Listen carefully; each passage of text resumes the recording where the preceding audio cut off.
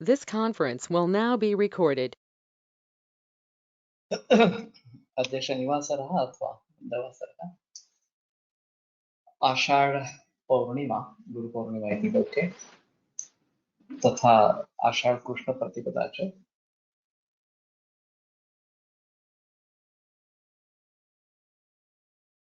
जुलै 2021 Ayush master plan शंखं चक्रं जलकां दहतमृतघटं चारुदोर्भिश्चतुर्भिः सूक्ष्मस्वच्छातिरुद्यांशुकपरिविलसन् मौलिनं भोजनेत्रं कालाम्भोदोज्ज्वलाङ्गं कटितटविलसच्चारुपीताम्बराढ्यं वन्दे धन्वन्तरिं तं निखिलगदवनप्रौढदावाग्निलीनं प्रौढदावाग्निगीरम् ब्रह्मणो हि समारब्धा मात्रेयाद्येषु पूजिताम् अस्मदाचार्यपर्यन्तां वन्दे गुरुपरम्पराम् आयुर्वेदरतं वन्दे माधवाख्यं महागुरुम् आयुर्वेदामृतं सर्वं शिष्येभ्यो यः प्रदत्तवान् द्रष्टा ज्ञानी दृष्टकर्मा कृतकर्मा तथैव च अध्यापको विश्वक्श्रेष्ठो महान् संशोधकस्तथा गुणैरेतैः समुदितैः यत्कार्यं प्रतनोति सः समृद्ध्यर्थं हि कार्यस्य वयं नु प्रयतामहे सरस्वत्यै नमो यस्याः प्रसादात् पुण्यकर्मभिः बुद्धिदर्पणसङ्क्रान्तं जगदध्यक्षं वीक्षते आत्रेयं प्रथमं वन्दे आयुर्वेदजगद्गुरुम् आयुर्वेदामृतं सर्वं गृहीत्वा हि सुरेश्वरात् अग्निवेशादिकेभ्यो यः प्रयच्छति सत्तमः प्रथमं तन्त्रकर्तारम् अग्निवेशं नमाम्यहम्।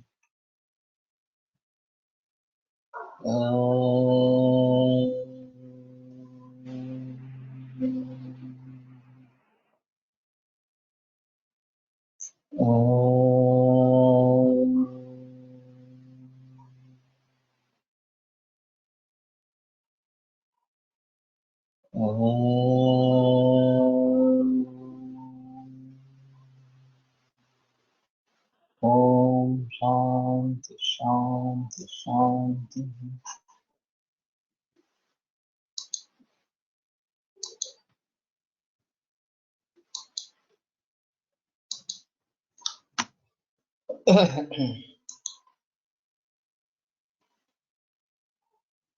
तो हम समस्या की बात कर रहे थे।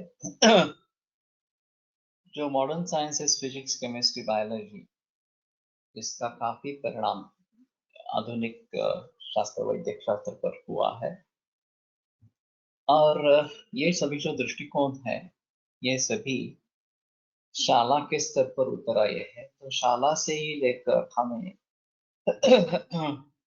जो ज्ञान होता है जो हमारा कंडीशनिंग होता है वो आधुनिक शास्त्रों से ही होता है और प्राचीन शास्त्रों के बारे में हमें कुछ भी जानकारी नहीं। मैं हमेशा बताता आया हूँ कि आर्किमिडीज के प्रिंसिपल हमें मालूम है, न्यूटन के सिद्धांत मालूम है, लेकिन चरकाचार्य क्या कहते हैं, पतंजलि क्या कहते हैं, वराहमिहिर क्या कहते हैं, इस आर्यभट्ट क्या कहते हैं, इसके बारे में हमें थोड़ी भी जानकारी नहीं है। ये ब्रिटिश रूल का नतीजा है कि जिन्होंने प्राचीन भारतीय शिक्षा पद्धति को उखाड़ दिया और स्वातंत्र्य मिलने के इतने बरस बाद भी अभी वही सिलसिला चल रहा है। और अगर मोदी सरकार ये लाना चाहती है फिर से तो उसको सैक्रोनाइजेशन सैक्रोनिफिकेशन इस प्रकार से कहते हैं कि ये भगवे रंग का हिंदू धर्म का प्रचार है वगैरह, ये तो मूर्खता है इस प्रकार से।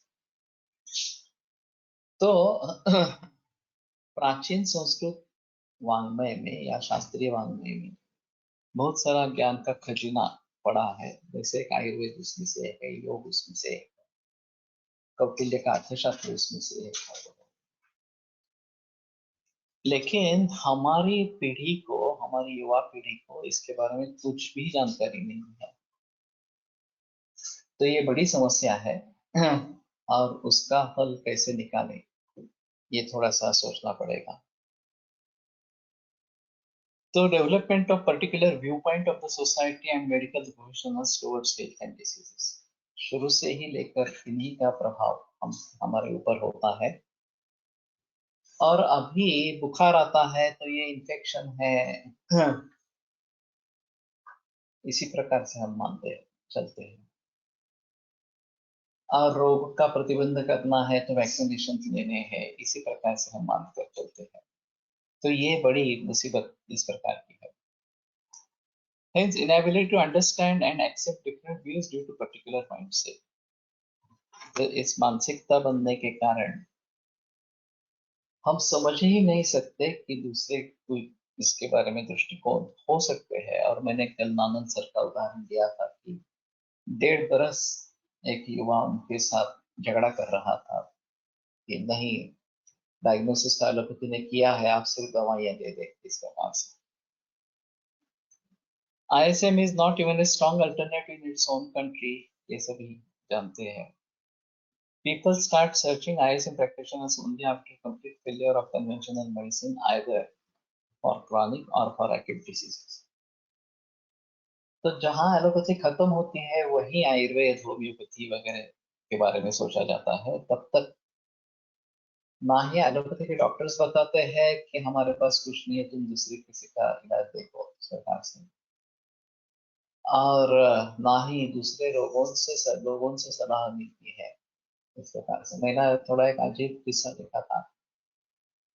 HV सरदेसाई के यहाँ से एक पेशेंट मेरे पास आया था और उन्होंने लिख के दिया था, सरदेसाई सर ने, कि आपको जिस एडवांस कैंसर था तो इसके लिए हमारे शास्त्र में कुछ अच्छी दवा नहीं है, आप आयुर्वेद होम्योपैथी ऐसा कुछ करो, ऐसा लिख के दिया था, सिर्फ बताया था, ऐसा नहीं है।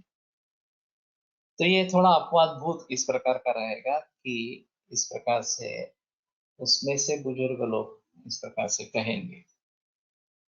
This is due to lack of eminent ISM practitioners. अगर ISM प्रैक्टिशनर्स की संख्या बढ़ जाती है तो आसानी से लोगों को उसके बारे में पता चलेगा कि अरे ये आदमी इसमें काम करने वाला है, और ठीक है, उसके पास जाकर देखते हैं। अभी मैं सभी को सुझाव देता हूँ कि किसी भी रोग के लिए एलोपैथी में अगर कुछ करने लायक है नहीं, तो कम से कम आयुर्वेद में पूछ के देखो कि इसके बारे में कुछ हो सकता है। लोग कुछ भी इलाज नहीं है ऐसा समझकर घर पे बैठे रहते हैं, कुछ भी नहीं करते हैं इस प्रकार से, और ये गलत है। तो कम से कम आयुर्वेद की सलाह लेना ज्यादा जरूरी इस प्रकार का रहेगा। और फिर वहां से कुछ ना कुछ इस प्रकार का उपाय अगर होता है तो भी ठीक है। तो पहले हमें आयुर्वेद को ट्राई करना चाहिए, ये तो बात सही है। नो फर्म फाउंडेशन और infrastructure to create eminent ISM practitioners as. मैंने काफी बार जिक्र किया है कि अभी के कॉलेजेस जो है वो केवल BMS डिग्री देने के लिए है और पैसा कमाने के लिए है, उसका आयुर्वेद शास्त्र से कोई संबंध नहीं है। अपवाद रहेंगे उसमें, लेकिन वो अपवाद ही है। और खास करके महाराष्ट्र और कर्नाटक में आधे कॉलेजेस हैं। इतने बड़े कॉलेज की संख्या होने के बावजूद और इतने BMS छात्र निकलने के बावजूद कितने आयुर्वेद प्रैक्टिस करने वाले हैं। तो ये बात बड़ी दुखदायक इस प्रकार की है। तो सही रास्ता ये होगा कि कॉलेज में परिवर्तन लाए। मेरा सुझाव है कि मूल ग्रंथ ही इंटरनेट के जरिए या कंप्यूटर क्लासरूम के जरिए पढ़ाए। सुबह है 7 से 9, 9:30 तक मूल ग्रंथों का अध्ययन उपलब्ध हो। फिर बाद में कॉलेज में जाना है, यानी अस्पताल में जाना है और क्लिनिकल एक्सपीरियंस लेना है। और वहाँ उस शहर में जो जाने माने आयुर्वेद चिकित्सक हो उनको बुलाया जाए हफ्ते में एक बार वगैरह ऐसा। तो उनको भी एक एक्सपोजर मिलेगा, अनुभव उनका बढ़ेगा, और छात्रों को खास करके अच्छे वैद्यों का अनुभव मिलेगा। ये एक अहम मुद्दा इस प्रकार का रहेगा और फिर समाज में पथ परिवर्तन आ जाएगा। जहां जहां बुजुर्ग वैद्यों ने कार्यभार संभाला है, जैसे पुणे में मामा गोखले जो प्रिंसिपल थे, तो उनकी बहुत अच्छी ओपीडी थी और आईपीडी भी खचाखच भरी रहती थी। उसके बावजूद जगह नहीं मिलती थी तो दो कॉट के बीच में भी कॉट डाल के ट्रीटमेंट दी जाती थी। तो ये ताराचंद अस्पताल का वैभव था। दादा कुलकर्णी उस समय में सर्जन थे जो आयुर्वेद के थे बेसिकली, लेकिन उनकी सर्जरी बहुत अच्छी थी। तो ये दोनों मिला के, मामा गोखले और दादा कुलकर्णी, इन दोनों ने बहुत सारा कार्यभार अच्छी तरीके से वहां पे निभाया। गंगाधर शास्त्री गोणे जब तक नगर में थे तब तक अ, बहुत अच्छी प्रैक्टिस वहां पे चल रही थी। बागेवाड़ीकर सोलापुर में थे, वहां अस्पताल में काफी अच्छा रिस्पॉन्स इस प्रकार का। तो कहने का तात्पर्य अर्थ ये है कि अगर अच्छा वैद्य है तो ही मरीज आएंगे, नहीं तो मरीज नहीं आएंगे। अगर उनको रिजल्ट नहीं दिखा पाएंगे तो मरीज नहीं आएंगे। तो इस दृष्टि से करना बहुत जरूरी इस प्रकार का हो जाएगा। और कॉलेज का काम सिर्फ प्रैक्टिकल ज्ञान देना, चाहे क्लिनिकल एक्सपीरियंसेस हो या फिर रसशास्त्र, द्रव्य गुण, स्वस्थ वृत्ति के प्रैक्टिकल्स हो, इस प्रकार से। और मेरा तो अभी सुझाव है कि स्वस्थ वृत्ति के लिए फूड फैक्ट्रीज को भेज देना बहुत जरूरी है। यहाँ एक सैनिटाइजेशन वगैरह के बारे में सोचते हैं और कुछ ट्रिप अरेंज करते हैं इस प्रकार से, लेकिन उससे भी ज्यादा महत्वपूर्ण फूड फैक्ट्रीज को भेज देना, ये अच्छा इस प्रकार का रहेगा। और हम खाना क्या खा रहे हैं, किस ढंग से खाना बनता है, ये अगर पता ही नहीं चले तो उसके बारे में हम कैसे बता सकेंगे कि ये उचित है अनुचित है, इस प्रकार से। तो ये एक अहम मुद्दा इस प्रकार का रहेगा कि इंफ्रास्ट्रक्चर अच्छा हो जाना जरूरी है। Poor education quality in textual studies in clinical practices, ये एजुकेशन कुछ है ही नहीं वास्तव में कॉलेजेस में। और ना ही यूजी के स्तर पर है, ना ही पीजी के स्तर पर है, ना ही पीएचडी के स्तर पर, कुछ भी नहीं है।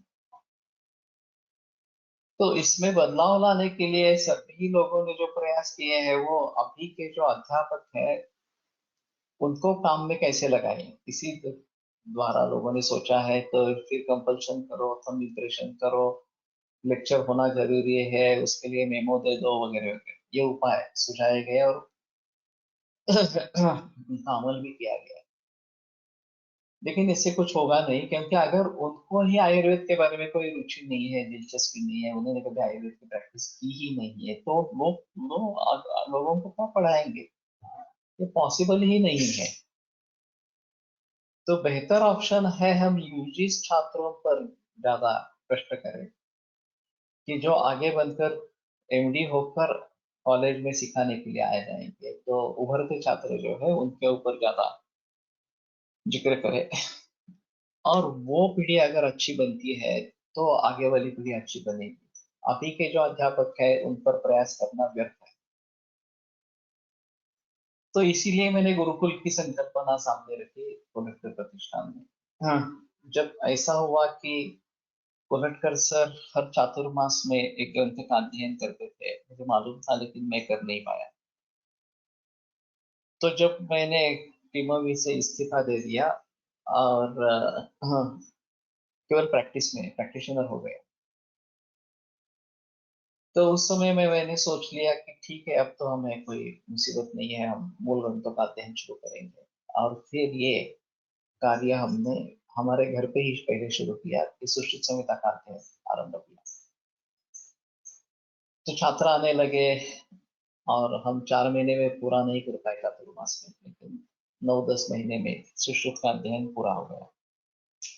तब मुझे जाकर पता चला कि यह अध्ययन विधि है जो हम कर ही नहीं रहे हैं। अध्ययन अध्यापनम तद्वितीय संभाषा, ये अध्ययन विधि है। और अगर हम अध्ययन विधि ही कर नहीं रहे हैं तो हमें ज्ञान कैसे प्राप्त होगा? इसलिए मैंने गुरुकुल के लिए, हाँ, तो प्राचीन पद्धति से ही सिखाना बेहतर है, गुरुकुल सिस्टम से जाना बेहतर है, इसलिए मैंने गुरुकुल के बारे में काफी जिक्र किया। और एक एक्सटेंसिव दौरा किया कोकण एरिया में खासकर कि कहाँ हम गुरुकुल चला सकेंगे। और फिर ये पाली गणपति के नजदीक एक पड़सरे नाम का देहात है छोटा, वहां की जगह जगह सबसे पसंद आई कि वहां पे हम गुरुकुल बनाएंगे इस प्रकार से। और मैंने एक शुरू में मेरे और कोरटकर सर के छात्रों को इकट्ठा बुलाया, 2 दिन का वर्कशॉप वहां पे रखा। तो 40 छात्र आ गए, जो सभी प्रैक्टिशनर्स हैं आयुर्वेद के, कॉलेज में से कोई नहीं था।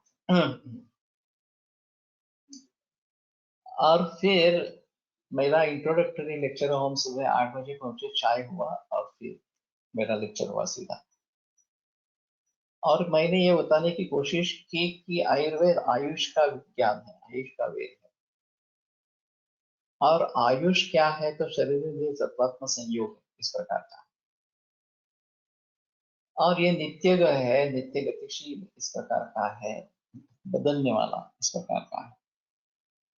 और उसके बारे में जो जानकारी देनी है, हित क्या है, अहित क्या है इस प्रकार का, वो भी हिताहितत्व एकांत नियमों स्मरण अनिश्चितता, वो भी अनिश्चित है। तो एक बदलने वाले भाव के बारे में बदलने वाली जानकारी देखकर भी आयुर्वेद शाश्वत है, ये कैसे हो सकता है? लॉजिकली ये फिट होता ही नहीं है कि एक बदलने वाली आयुष जैसी चीज है जिसके बारे में आप बता सकते हैं, बता रहे हैं, उसके बारे में ज्ञान दे रहे हैं, जो ज्ञान देना है वो भी बदलने वाला है। तो ऐसी हालत में आयुर्वेद शाश्वत कैसे हो सकता है? तो इसका मतलब ये है कि हम अच्छे तरीके से शास्त्रों समझ नहीं पा रहे। तो अच्छे तरीके से शास्त्र समझ पाने के लिए क्या आवश्यक है, तो ग्रंथों का अध्ययन विधि जो है वो करना आवश्यक है। अध्ययनम अध्यापनम विद्या संभाषाक्ष इस प्रकार का। तो हम गुरुकुल के जरिए मूल ग्रंथों को पढ़ाएंगे, इस प्रकार का मैंने सुझाव रखा, वो मान्य हो गया। और 2009 से गुरुकुल का आरंभ हो गया।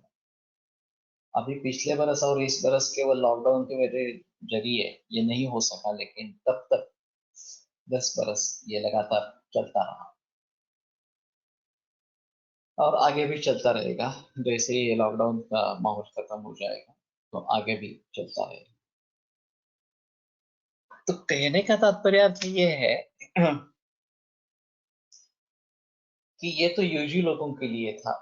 मैंने शुरू में ऐसा प्रस्ताव रखा था कि यूजी के लिए अलग, पीजी के लिए अलग, औषध निर्माण के लिए अलग, इस प्रकार की कार्यशाला रखी जाए या फिर इस प्रकार कोर्सेस किए जाए।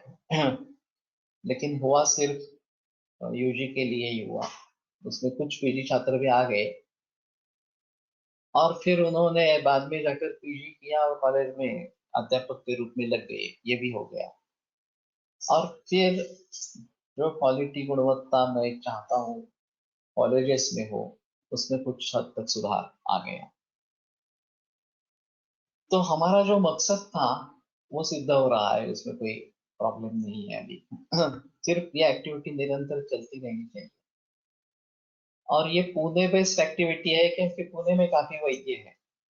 हमें 60 अध्यापकों की जरूरत होती है। 3 दिन 3 अध्यापक जाते हैं, पढ़ाते हैं, वापस आते हैं, फिर दूसरी टीम जाती है, इस प्रकार से सिलसिला चलता रहता है। तो 10 दिन का अगर हो जाए तो भी 30 अध्यापक लगते हैं, 3 3 करके। और 15 दिन का हो गया, 30 दिन का हो गया, 36 दिन का हो गया, तो उतनी मात्रा में अध्यापक लगते हैं इस प्रकार से। तो ये पुणे में पॉसिबल है, दूसरी किसी जगह पॉसिबल नहीं, इतने अध्यापकों की, वैद्यों की संख्या ही नहीं है। लेकिन मेरा प्रयास रहा है कि औरंगाबाद में पोटेंशियल है।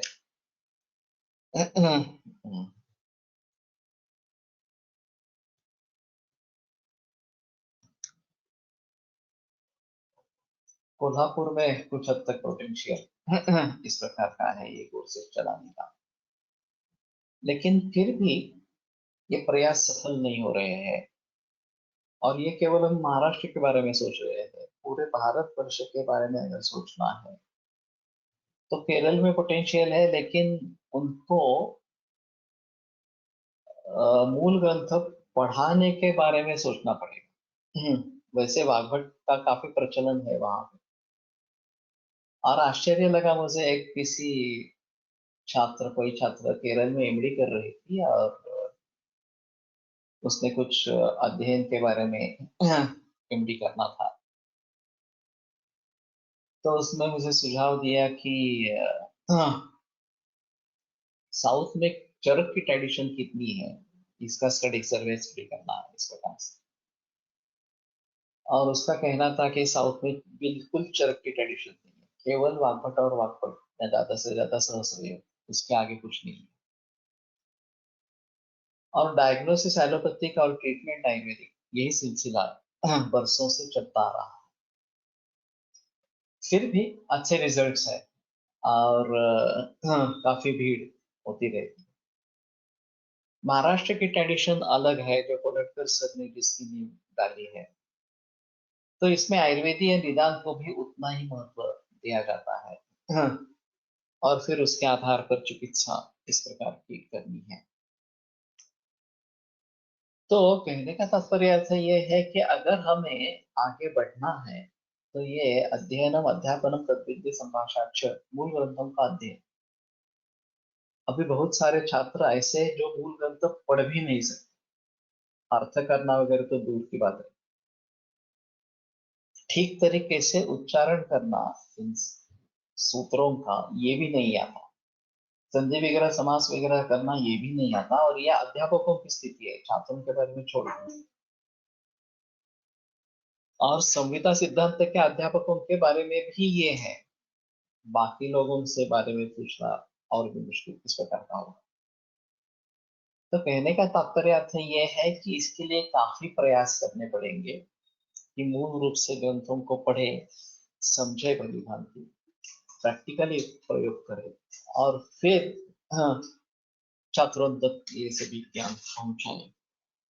नो मोटिवेशन और रादर डिमोटिवेशन टू प्रैक्टिस ऐसे।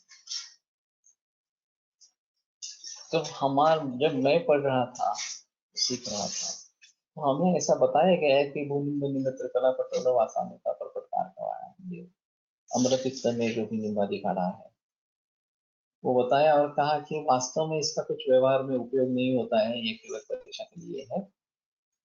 व्यवहार में आपको तो एंटेसिस देनी पड़ेगी। अगर हमारे सर ही हमें ऐसे बताएंगे, तो हमें कैसा विश्वास निर्माण होगा। तो ये बड़ी समस्या है कि हमारे अभी के जो अध्यापक है उनमें परिवर्तन लाना। तो ये नहीं होगा ऐसा ही मानकर चलते हैं, अब नए उभरते हुए अध्यापकों पर लक्ष्य केंद्रित करें, यही बेहतर ऑप्शन है। Very less exposure to varieties of patients, very few genuine Ayurvedic practitioners, researchers and teachers. तो जब तक हम बहुत सारे तरीके के मरीज नहीं देखेंगे, हमें कॉन्फिडेंस नहीं देगा। ये भी एक इस प्रकार का है। तो अच्छा प्रैक्टिशनर है तो उसके पास भीड़ रहेगी लोगों। लेकिन अगर प्रैक्टिशनर अच्छे नहीं है, तो आपके पास लोग नहीं आएंगे, आपको एक्सपीरियंस नहीं मिलेगा। और वैसे genuine Ayurvedic practitioners, researchers, teachers बहुत ही कम इस प्रकार के हैं। इंटरनेशनल लेवल पे क्या है, China is systematically propagating it's medicine, herbal medicine and acupuncture world wide. तो चाइना ने बहुत अच्छे प्रयास किए। अभी एविडेंस बेस्ड मेडिसिन का बोलबाला है, तो इन्होंने एविडेंस बेस्ड मेडिसिन के जरिए चाइनीज मेडिसिन को विश्व के सामने रखा है कि इस प्रकार का अनुभव है और इतने अच्छे रिजल्ट्स है, तो आप ये करो इस प्रकार से। तो वैसे हमें भी जितने इसकी ट्रीटमेंट लेने वाले लोग बढ़ेंगे, आयुर्वेद की ट्रीटमेंट लेने वाले लोग बढ़ेंगे, हमारी खासियत अच्छी है कि हमारा स्वास्थ्य बहुत ही अच्छा है, और prevention of diseases, preservation of health, इसके जरिए स्वास्थ्य बहुत ही अच्छा है। लोग उसके बारे में ज्यादा बताते नहीं है, और जो प्रैक्टिशनर्स है वो तो डूब गए हैं रोगियों को ट्रीट करने में। उनको फुर्सत ही नहीं है अपना स्वास्थ्य संभालने के लिए। तो ये परिस्थिति बदलनी चाहिए। ISM practitioners visiting abroad are rather engaged in earning money in name and fame than really establishing ISM abroad as a medical system. इसमें ऐसा होता था कि विदेश में जाने का मौका मिला, अवसर मिला, अरे बाप रे ये कितनी अच्छी संधि है, ये कितना मेरा भाग्य है, इस प्रकार से लोग समझते थे, धन्य मानते थे अपने आप को। और वहां जाकर आने से फॉरेन रिटर्न होता है तो यहाँ भी प्रैक्टिस बढ़ती है, इसका फायदा इनडायरेक्टली मिलता है। तो लोगों ने यही किया, उसमें से कुछ अच्छे वैद्य थे जो विदेशों में गए, और कुछ लोग ऐसे थे जिन्होंने यहाँ पे कभी प्रैक्टिस ही नहीं की है, आयुर्वेद की प्रैक्टिस ही नहीं की है, वो भी इस सिलसिले में विदेश चले गए। उन्होंने जो कुछ भी आयुर्वेद सो सिखाया उससे काफी नुकसान हमारे क्षेत्र का हुआ है। बहुत सारी गलतफहमियां फैलाई गई हैं, और किसी का भी मूल ग्रंथ से कोई ताल्लुक नहीं है। हर एक का अपना अपना आयुर्वेद है, और उतनी किताबें, उतने प्रकार की किताबें विदेशों में जा चुकी है। तो मूल ग्रंथों के आधार पर अगर सिखाएंगे तो उसमें एक वाक्यता रहेगी, सभी एक ही बात बताएंगे, नहीं तो इसका आयुर्वेद अलग, उसका आयुर्वेद अलग, इस प्रकार की स्थिति हो जाएगी, और ये हमारे लिए अंततः नुकसानकारक है। Strategic planning is required at Ayush level to propagate ISM as medical system globally. दुर्दैव से इसके बारे में कुछ भी प्रयास नहीं कर रहा। जो भी रिसर्चेस हो रहे हैं, मेरा मानना यह है कि विदेशों के लैबोरेटरीज में रिसर्च करें, क्योंकि हमारे लैबोरेटरी को कोई मानेगा नहीं पूरे विश्व भर में। पतंजलि ने काफी बड़ी रिसर्च लैब खड़ी की है, और काफी औषधियों के बारे में रिसर्च कर रहे हैं कि टॉक्सिसिटी नहीं है वगैरह वगैरह, प्रूव करने की कोशिश कर रहे हैं। और ये अल्ट्रा मॉडर्न लैब है। हरिद्वार में मैं जब गया था एक सेमिनार में, तो मैंने वो जाकर लैब देखी, और अल्ट्रा मॉडर्न लैब है। फिर भी विदेश वाले लैब वाले लोग इसको नहीं मानेंगे, वो कहेंगे हमारे यहाँ अगर प्रूव होता है तो ही हम मानेंगे। बालेंदु प्रकाश का कार्य ल्यूकेमिया में अच्छा है, वालीपनी जो मेडिसिन उनको अपने पिता से प्राप्त हुआ, उसके ल्यूकेमिया में, एक्यूट ल्यूकेमिया में भी अच्छे रिजल्ट्स इस प्रकार के हैं, और ये पूरे देश विदेश से है। तो मैंने उनको जिक्र किया कि आप ये रिजल्ट्स पब्लिश करो, लेकिन तुम्हारी जो दवाइयां है वो तो सब टॉक्सिक है उनके हिसाब में, कि भल्ला तक है उसमें, पारद है, भूषित पारद है, इस प्रकार से रौप्य भस्म है। तो उसके जो नतीजे आए हैं कि टॉक्सिसिटी बिल्कुल हुई नहीं किसी भी मरीज को, ये भी हमारे लिए एक अहम मुद्दा है। रसशास्त्र के मेडिसिन सेफ है ये बताने के लिए, और उनके पास से काफी देश विदेश से रिपोर्ट्स है सभी। उन्होंने नहीं नहीं नहीं मुझे कुछ मालूम नहीं, अभी मैंने वो सब CCRS को सौंप दिया है, अभी मेरे पास कुछ भी नहीं है, ऐसा उन्होंने मुझे जवाब दिया। बात टालने की ही कोशिश की। तो ये बड़ा अजीब माहौल इस प्रकार का। तो हमें इसके बारे में सोचना है कि स्ट्रेटेजिक प्लानिंग क्या सकते हैं। अभी आयुष के पास है या CCRS के पास है, तो वो पब्लिश करे कि हमारे ड्रग टॉक्सिक नहीं है, मूल से टॉक्सिक होने के बावजूद भी जो प्रक्रिया करने के बाद जो मेडिसिन बनती है वो टॉक्सिक नहीं है। ये बहुत बड़ी अहम चीज है। अभी विदेशों में ऐसा हुआ है कि आयुर्वेद इज हर्बल, केवल हर्बल है इस प्रकार से, और उसका दूसरा भी रूप ऐसा है कि जो जो हर्बल है वो आयुर्वेदिक है। मैंने कहा ऐसी कैसी बात है, ये जो विषितिन दुख है उछला, वो आयुर्वेद में विषतेंदुक नाम से इसका प्रयोग है। एलोपैथी में भी उसका प्रयोग है, स्ट्रिक्निन इस प्रकार का उसमें से अल्कलॉइड निकाला है। होम्योपैथी में उसका प्रयोग है, ये अलग अलग है।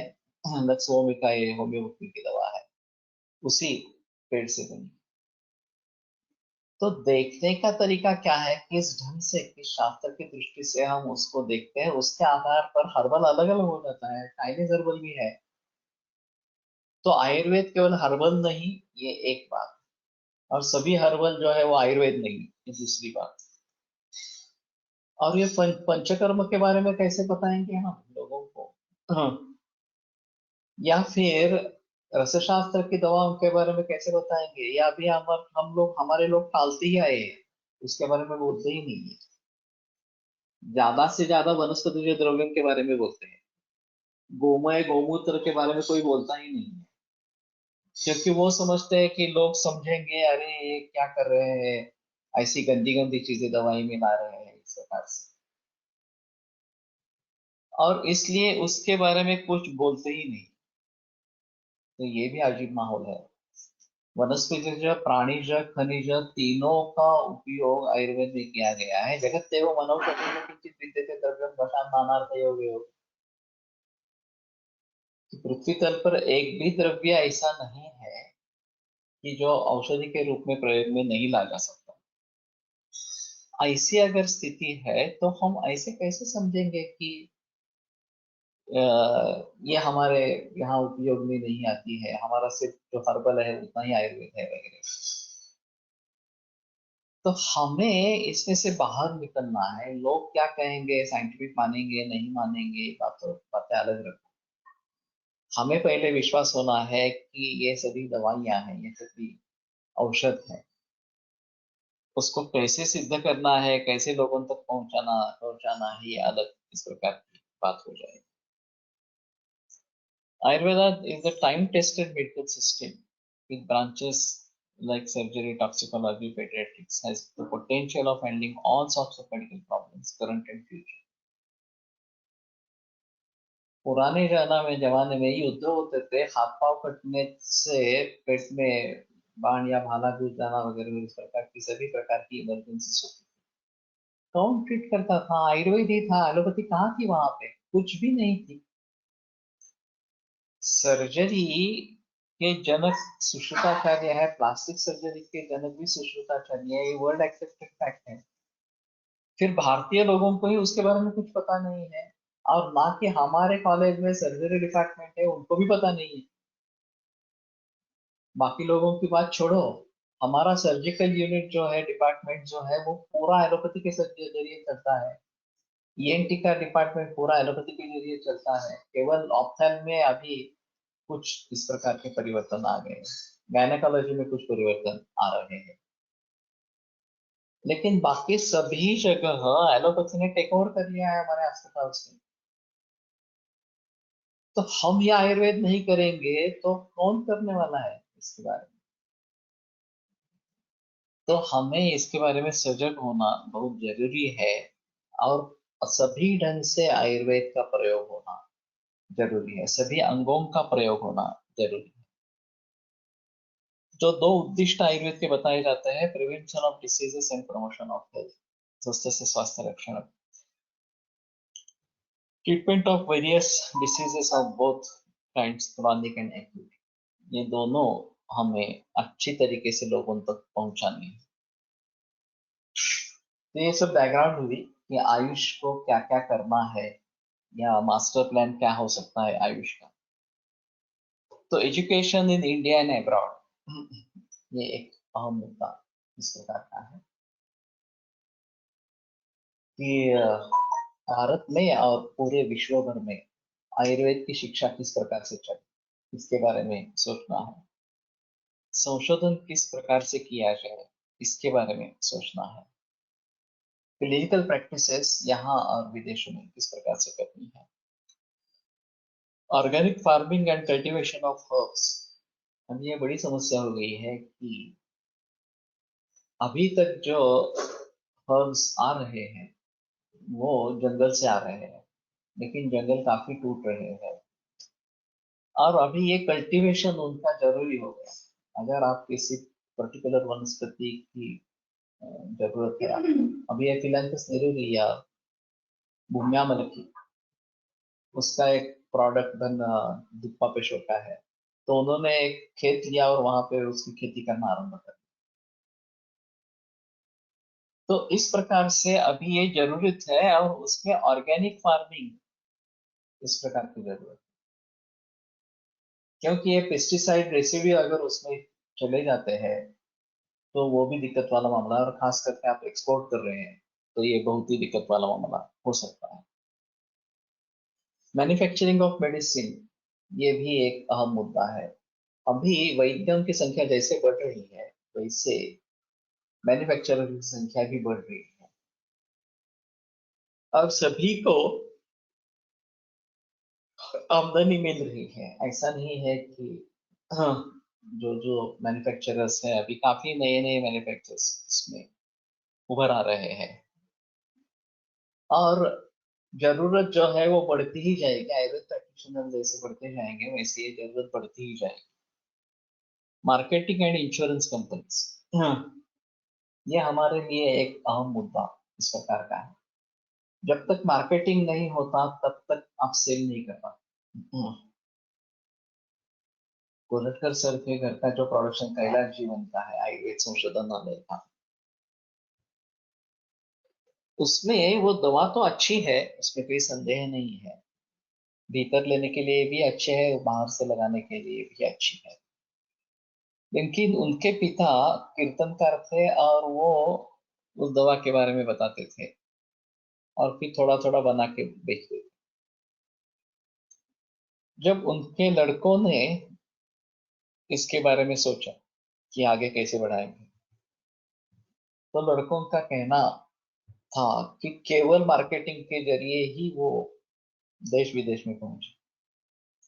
मार्केटिंग अगर नहीं होती तो ये दवा किसी के पास भी नहीं आती। पेंडरकर का जो आत्मवृत्त है, कर्म चांदे सांगाती, हाँ, जो विको फार्मासिस्ट के, विको लेबोरेटरीज के संस्थापक रहे हैं, उन्होंने भी ये जिक्र किया है कि मार्केटिंग के बगैर कुछ भी नहीं हो सकता, मार्केटिंग आपको करना ही पड़ेगा। उसी प्रकार से मैं भी अभी जब ये डायग्नोस्टिक ट्रीटमेंट सॉफ्टवेयर बना रहे हैं तो उसका मार्केटिंग करना पड़ेगा। बगैर मार्केटिंग नहीं जाएगा ये प्रोडक्ट के रूप में। तो इस चीज को भली भांति समझ लेना है कि नहीं, हमें ये करना ही पड़ेगा, उसके सिवाय और कोई चारा नहीं। तो भारत में शिक्षा किस प्रकार से चले, need of change in mindset from school level. तो शाला के स्तर पर ही आयुर्वेद भी है, योग भी है, ज्योतिष भी है, या फिर ये गणित है, अर्थशास्त्र है, इन सभी के बारे में हमें जानकारी होनी जरूरी है। तो मैंने सोचा था कि डीएड, बीएड और एमएड इसमें से अध्यापक बनते हैं इन कोर्सेस के लिए। तो ये कोर्सेस एक तो गुरुकुल पद्धति से चलाए जाए, रेसिडेंशियल कोर्सेस में, और नॉन कमर्शियलाइज में, कि मुफ्त में एजुकेशन देना है, और पूरी दिनचर्या वगैरह जो है वो उनको करनी चाहिए। अभी मैंने एक लाइफस्टाइल के बारे में कोर्स सोचा था, कि पूरे विश्व भर के छात्रों को, एनी मेडिकल ग्रेजुएट, इसमें फिजियोथेरेपिस्ट भी शामिल हो सकते हैं। बाकी आयुर्वेद, होम्योपैथी, एलोपैथी, नेचुरोपैथी, योग, ये सभी लोग इसमें जुड़ जा सकते हैं। और ऐसे रिटर्न कोर्स होगा, और 1 बरस का या 2 बरस का, डेप्थ जाना है तो 2 बरस का, इस प्रकार से करेंगे। और पूरी आयुर्वेदिक दिनचर्या उनको मनाने के लिए कहेंगे। सुबह ब्राह्म मुहूर्त पर उठना, नियमित रूप से योग, व्यायाम वगैरह सब करना, केवल नैसर्गिक या ऑर्गेनिक खाना खाना, देसी गाय का ही दूध लेना। और फिर अभी आयुर्वेद के जो छात्र हैं उनको आयुर्वेद के बारे में डीप नॉलेज देना, और जो बाकी मेडिकल साइंसेस है उनके जो छात्र हैं उनको आयुर्वेद के बारे में इंट्रोडक्शन देना। और ये लोग आगे चलकर लाइफस्टाइल कंसल्टेंट बनेंगे। जहाँ कहीं हो वहां। तो एक तो उनके पास डिग्री है, कोई भी डिग्री है, एलोपैथी हो आयुर्वेद हो, किसी भी प्रकार की डिग्री है, और फिर इनको लाइफस्टाइल के बारे में ज्ञान हो, और लाइफस्टाइल उन्होंने खुद की हो, आदर्श जीवन शैली का अवलंबन किया हो, तो अगर लोगों को बताएंगे तो लोग मानेंगे। हम खुद अगर जीवन शैली नहीं अपनाएंगे, अच्छी जीवन शैली नहीं अपनाएंगे, तो लोग हमारा क्यों मानेंगे? तो हमें पहले प्रयास करने हैं, फिर लोगों को बताना है। ये इसमें एक अहम मुद्दा रहेगा। वो दुर्दैव से प्रचलन में नहीं आया, ये मास्टर इन आयुर्वेदिक लाइफस्टाइल इस प्रकार का कोर्स। मैंने काफी इसके बारे में प्रयास किया था, फिर भी अभी मेरे दिमाग से पूरी तरीके से गया नहीं है ये विषय। हाँ, हम आगे ले जाने की कोशिश करेंगे इसके बारे में। तो इस प्रकार का अगर एजुकेशन हो, और डीएड बीएड एमएड में ये अगर लाइफस्टाइल के बारे में बताया जाए, सिखाया जाए इस प्रकार से, तो वो छात्रों तक अपने आप पहुंचेगा। उसके लिए कोई प्रयास करने की जरूरत नहीं पड़ेगी।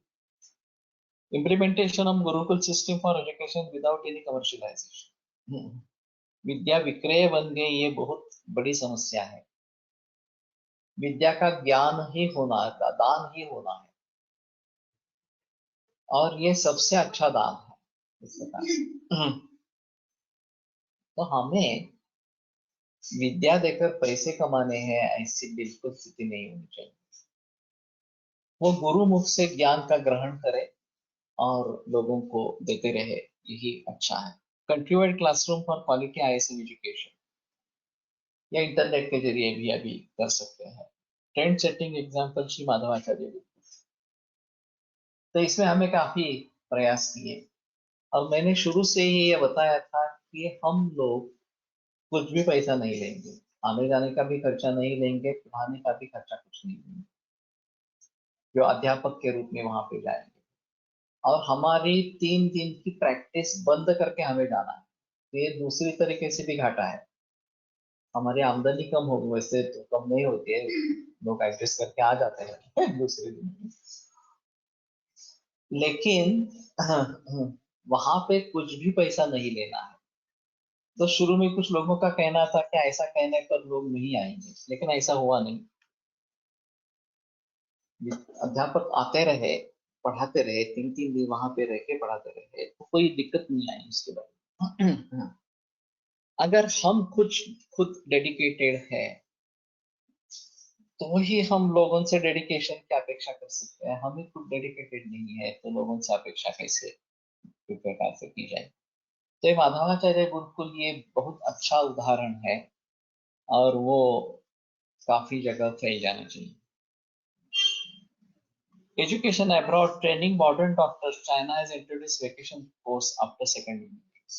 ये जर्मनी में मैं था, तो वहां पता चला कि उन्होंने वेकेशन में, सेकंड ईयर एमबीबीएस के बाद वेकेशन में चाइना का इंट्रोडक्टरी कोर्स लोगों के लिए दे दिया, जिसको चाहे वो अटेंड कर सकता है इस प्रकार से। तो उसी प्रकार से विदेशों में अगर केवल एलोपैथी ही है, और आयुर्वेद को इंट्रोड्यूस करना है, तो हमें इस प्रकार का कोई तरीका ढूंढना पड़ेगा। नहीं तो ये अलाइड कोर्सेज के जरिए चले, अध्ययन के बारे में बताओ, लाइफस्टाइल के बारे में बताओ, और ये खाने पीने के बारे में बताओ, वगैरह स्वस्थ रहने के बारे में बताओ। तो इसके अलग अलग मॉड्यूल्स हो सकते हैं।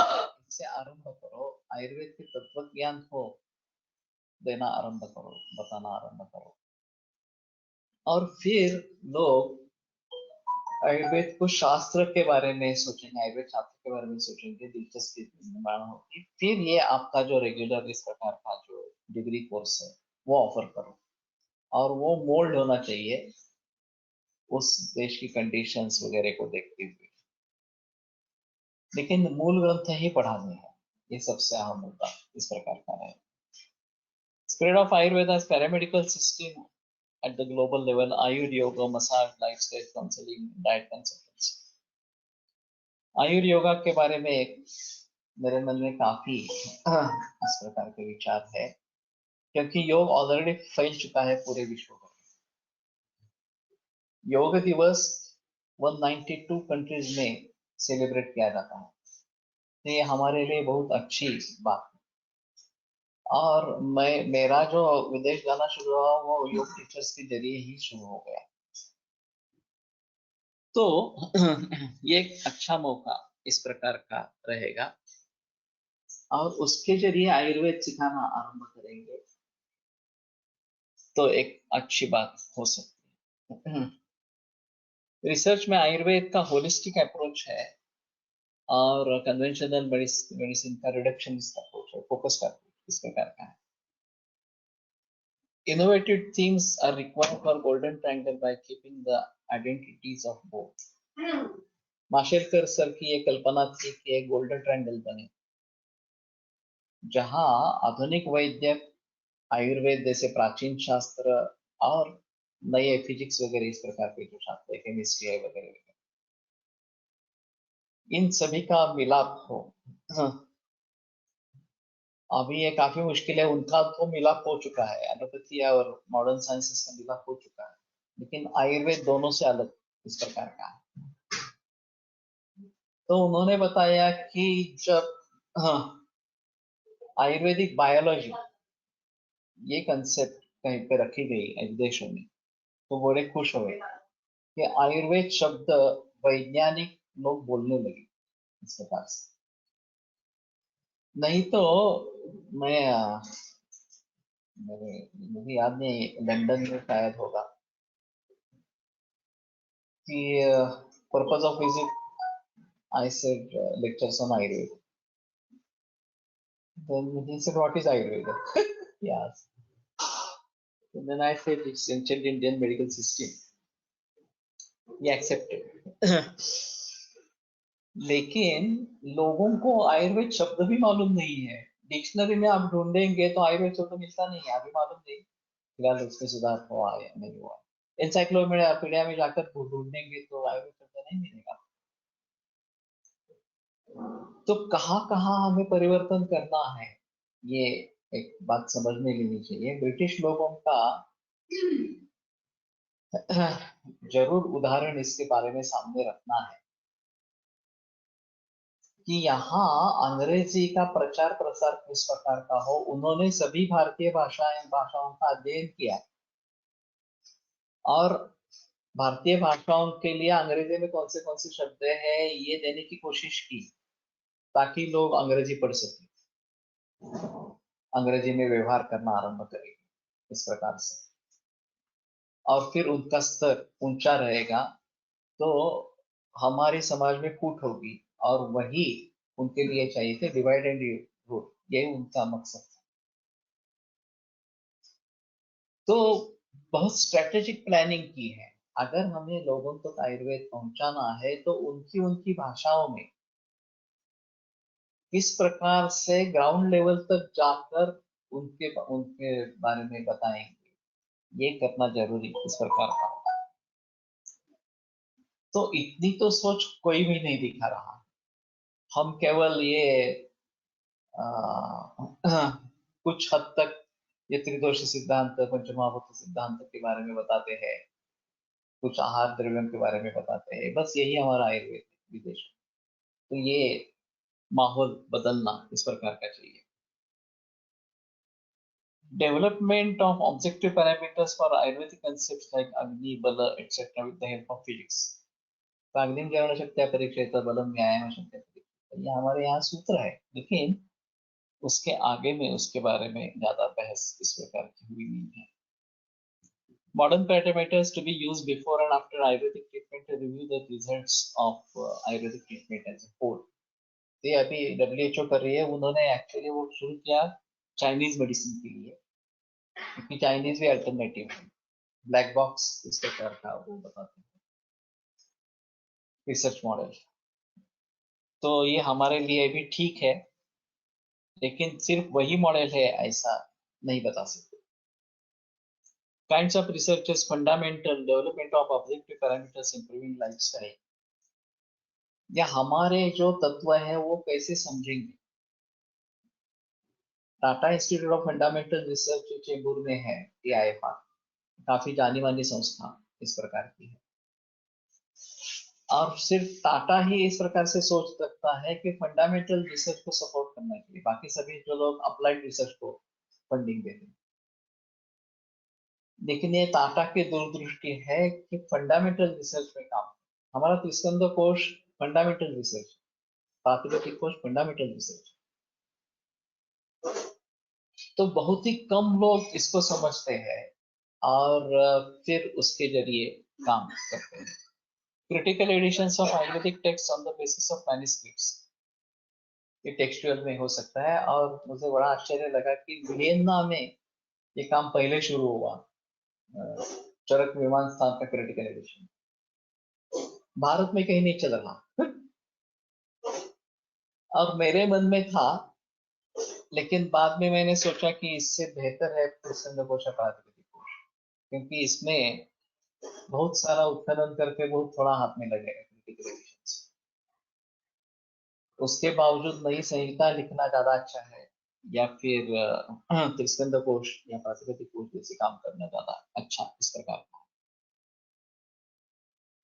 क्लिनिकल में diagnosis and treatment in Ayurvedic perspective जो हम अभी काम कर रहे हैं, एक ये प्रातिपदिक कोश के आधार पर, ये एक अहम मुद्दा इस प्रकार का रहेगा। Medicine for promoting health and for cure from diseases. तो फार्मेसी के जरिए हम लोगों तक पहुंच सकते हैं। अभी न्यूट्रास्यूटिकल्स का जमाना है, तो काफी लोग इसके बारे में प्रयास कर रहे हैं। इंश्योरेंस कंपनीज फियर साइकोसिस leading to policies for life threatening diseases. अभी कोविड-19 की पॉलिसी आई, तो तरीका ही गलत है वास्तव में। अगर कोविड-19 से बचना है या नॉन कम्युनिकेबल डिसीजेस से बचना है, तो इम्यूनिटी सुधारना यही अच्छा। Pharmaceutical companies drug oriented marketing, तो ड्रग को लेकर मार्केटिंग इस प्रकार से कर रहे हैं।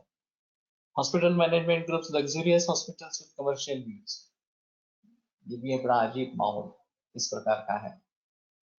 हॉस्पिटल्स क्लीन होनी चाहिए, उसमें संदेह नहीं है, लेकिन ये लग्जरियस क्यों होनी है? कोई मतलब ही नहीं लग्जरियस होने का इस प्रकार का। Research in particular directions, destruction of abnormal cell in cancer. तो ये insurance companies, pharmaceutical industry, hospital management group, ये सब मिलाकर रिसर्च कर रहे हैं और उन्होंने काबू पा लिया है पूरे मेडिकल रिसर्च के ऊपर या पूरे मेडिकल सिस्टम के ऊपर।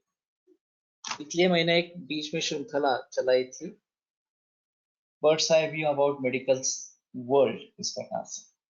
वैद्यक विश्व एक विहंगमावलोकन। जैसे अभी मैं ये सर्वांगीण नवविध आरोग्य कर रहा हूँ, उस प्रकार से ये बड़ी श्रृंखला हुई थी। और लोगों तक साइंस क्या होना है ये पहुंचाना बहुत जरूरी इस प्रकार का। ऑर्गेनिक फार्मिंग अभी एक जरूरत है preservation and promotion of health के लिए। Eco friendly and health useful for microcosm and microcosm relationship, पिंड ब्रह्मांड न्याय जो बताते हैं, उसके लिए ये बहुत आवश्यक है। Can become economically viable after initial setback due to loss of seed banks, infertility of soil etcetera. अभी ये पेस्टिसाइड्स फर्टिलाइजर इतनी मात्रा में डाल चुके हैं पूरे, तो ये सभी खेती नष्ट होने वाली है। तो फिर से हमें ऑर्गेनिक या नेचुरल खेती की तरफ मुड़ना है। Also required for cultivation of herbs and manufacture of medicine. तो मेडिसिनल प्लांट प्लांटेशन ये भी अभी जरूरी है, और उसके जरिए मैन्युफैक्चरिंग ऑफ मेडिसिन ये भी जरूरी है। Medicine building immunity like chyawanprash, इसके बारे में काफी बहस अभी कोविड-19 में हुआ है। वैद्य रसायन लाइक शतावरी, ये तो कंसेप्ट ही नहीं है समाज में। शतावरी के बारे में ऐसा होता है, लोग समझते हैं कि ये दूध बढ़ाने की दवा है, वो तो सही है, लेकिन अगर किसी मेल पेशेंट ने आपने शतावरी दे दी तो दुकानदार भी उसको वापस भेजता है, नहीं नहीं ये दवा आप मत लेना, ये मूर्खता से बताई गई है दवा, इस प्रकार से। तो मेध्य रसायन है शतावरी, ये बताने की जरूरत है। Medicine like diseases, cancer, diabetes etcetera. मैंने अभी कुछ फॉर्मूले बना है कैंसर के लिए, और उसका प्रचार प्रसार मैं करना चाहता हूँ। World wide marketing like Himalaya drug company, ये एक बड़ा अद्भुत कार्य हिमालय ड्रग कंपनी किया है कि ओरिजिनल हर्ब्स उनके ही नाम से मार्केट किए हैं पूरे विश्व भर में। तो महंगे हैं, उसमें कोई संदेह नहीं है, फिर भी उपलब्ध है, यह भी बड़ी बात इस प्रकार की। Focus on lifestyle for prevention of diseases rather than providing insurance for life threatening diseases. मेरा एक सुझाव है कि इंश्योरेंस जब लिया जाता है तो उस समय में एक लाइफस्टाइल असेसमेंट हो जाए, वैद्यों के द्वारा की जाए, और लाइफस्टाइल के बारे में सुझाव दिए जाए। उससे दोनों का फायदा होगा, उस मरीज होने की संभावना कम होगी, और इंश्योरेंस कंपनी को भी फायदा। So this will benefit insurance company and the society both. तो मैंने सुझाव दिया है आयुष में, मालूम नहीं क्या करेंगे। Clinical practices in India and abroad, treating life-threatening cases in India, treating lifestyle-oriented diseases abroad. Sir sir ऐसा करते रहते हैं, विदेशों में घूमते रहते हैं, वहाँ नाड़ी परीक्षा करके मरीजों को आकृष्ट करते हैं, और भारत में आने के लिए कहते हैं, उनके यहाँ सेटअप जो है वहाँ। तो उनका ये कहना है कि कॉलेज के फीस से जो पैसे मिलते हैं वो काफी नहीं है, इतने अध्यापक हमें रखने पड़ते हैं सीसीआई के रूल्स के अनुसार। तो उनका कैंसर यूनिट और ये विदेशी लोगों का ट्रीटमेंट वो फायदेमंद होता है उनको, ये चैलेंजेस मीट होने के लिए या खर्चा जो है उसको करने के लिए। जीवा Ayurveda an example of telemedicine across the globe. ये प्रताप चौहान जो जीवा जीवा आयुर्वेद है, काफी ब्रांचेस पूरे भारत भर में है। 25-25 लोगों को एम्प्लॉयमेंट दी है एक जगह पे, 25-25 हजार सैलरी दी है, और केवल टेलीमेडिसिन के जरिए 192 देशों में पहुंचते। तो ये भी एक अच्छा एग्जाम्पल है। पतंजलि का एक एग्जाम्पल है, भारत में ज्यादा है, विदेश में कम है, और बालाजी तंबे सबसे उसकी छोटी आवृत्ति है जो पुणे और महाराष्ट्र में इस प्रकार की।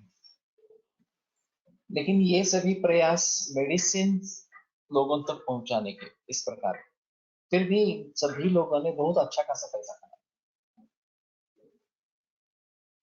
तो क्लिनिकल प्रैक्टिसेस कैसे करेंगे भारत में और विदेश में, इसके बारे में सोचना जरूर।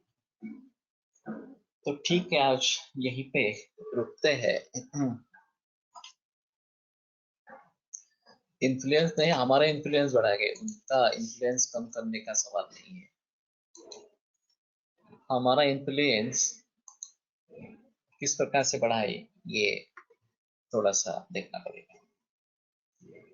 तो ठीक है, आज यहीं पे रुकते हैं। आयुर्वेद प्रकांडो निगदित इह हि शल्यतंत्र प्रधानः, शिष्येभ्यः शाश्वतोऽयं निखिलजन कृपा व्याप्तचित्तेन आयुर्वेदस्य वाञ्छन् पुनरपि भुवने काञ्च सुष्ठु प्रतिष्ठां श्रेष्ठं धन्वन्तरिं तं प्रणमति च सदा वैद्यवर्गो हि नूनम् वैद्यवर्गो हि नूनम्।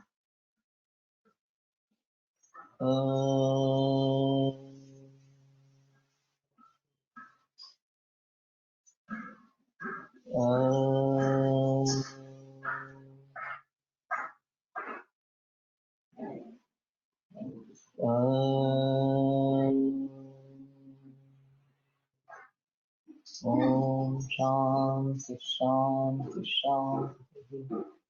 विरमामि व्याख्यानव्यापारात् परश्वः पुनरपि मिलिष्यामः। श्वः तत्र कार्यशाला भविष्यति, यैः तत्र आवेदनं कृतमस्ति, ते सर्वे तत्र सम्मिलिताः भवेयुः।